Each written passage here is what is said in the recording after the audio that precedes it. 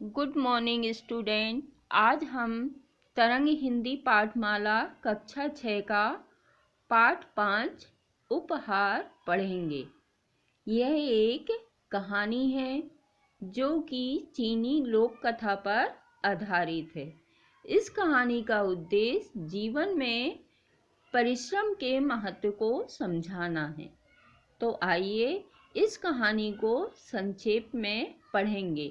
बहुत समय पहले की बात है। चीन में होमिन नाम के राजा थे। वह बहुत बुद्धिमान और न्यायप्रिय थे। उनकी एक बेटी थी, जियान। वह बहुत सुंदर थी। राजा राजकुमारी का विवाह योग्य और गुणी राजकुमार से करना चाहते थे। राजा ने 3 सुंदर, स्वस्थ और गुणी राजकुमार सोच रखे थे। उनमें से किसी एक का चुनाव करना था।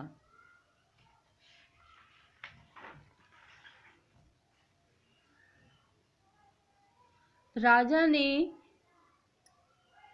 तीनों राजकुमारों को बुलाया और कहा कि तुम तीनों जाओ और 1 महीने बाद राजकुमारी के लिए उपहार लेकर आओ। जिसका उपहार सबसे मूल्यवान होगा उसी के साथ राजकुमारी का विवाह होगा।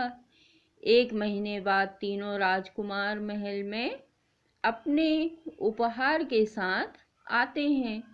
राजा तीनों को उपहार दिखाने के लिए कहते हैं।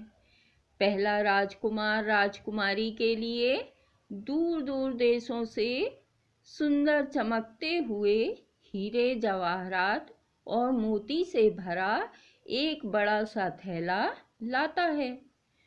दूसरा राजकुमार राजकुमारी के लिए बंदूक लाता है और कहता है, यह सब शत्रुओं को हराकर राजकुमारी को संसार की सबसे शक्तिशाली रानी बना सकती है।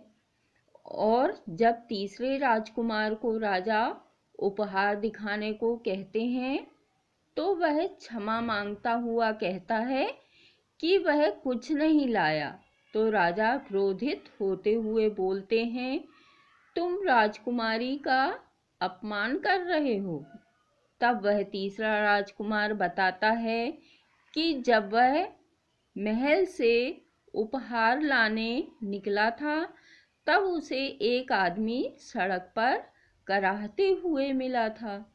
वह बहुत बीमार था तथा उसकी पत्नी और 3 छोटे छोटे बच्चे भूखे थे।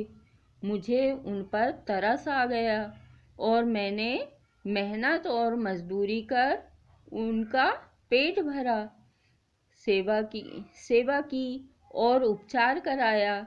इस प्रकार 1 महीना व्यतीत हो गया और मैं राजकुमारी के लिए कोई उपहार ना ला सका।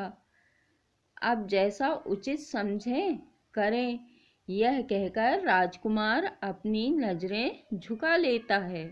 राजा की आंखों में आंसू झलकने लगते हैं और वह राजकुमार के दोनों हाथ अपने हाथ में लेकर कहते हैं कि इन हाथों में पड़े छाले संसार का सबसे मूल्यवान उपहार है। निस्वार्थ भाव से तुमने जो दुखी और निर्धन लोगों की सेवा की है, यही सबसे मूल्यवान उपहार है। तुम ही मेरी बेटी के लिए उपयुक्त वर हो। राजकुमारी जियान भी इस राजकुमार से प्रभावित हो गई और फिर राजा दोनों का विवाह करा देते हैं। तो बच्चों, आपको यह कहानी कैसी लगी? आपको समझ आ गया होगा कि धन दौलत और शक्ति से भी अधिक मूल्यवान हमारे गुण होते हैं जो हमेशा दूसरों की निस्वार्थ भाव से सहायता करने के लिए प्रेरित करते हैं। Thank you.